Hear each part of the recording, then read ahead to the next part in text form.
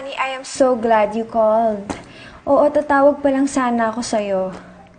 You know why? Because I really need a hand with the Hudson project. I have been trying my best, to look for somebody to handle the project, but I can't find anybody.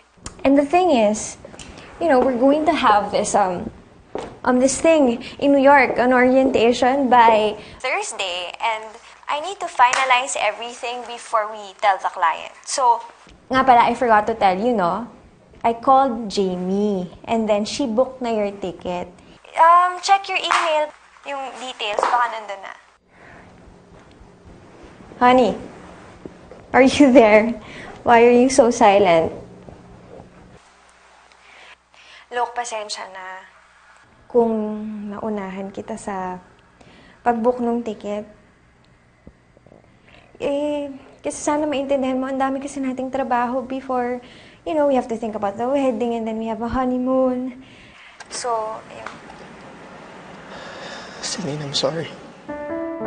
I'm sorry because, look, tell me straight if you can't come back. Kasi kung ganun, pwede ko naman iparebook eh.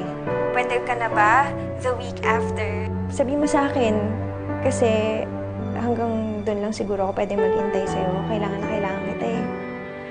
Nasabi mo na nga pala kay Beth na kahit nandito ka sa States, dapat meron ka pa ring say doon sa pagpapalaki kay Precious, ha? Alam ko naman yun lang talaga yung natatanging reason kung bakit hindi ka makaalis ng Pilipinas. Para mo ko sinasabi sa ito eh. Ano bang problema? Celine, hindi kita kapakasalan.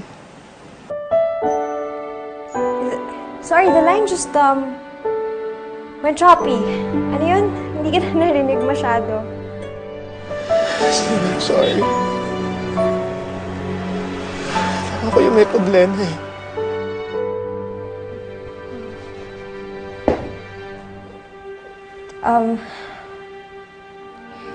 We can talk about this. What's wrong?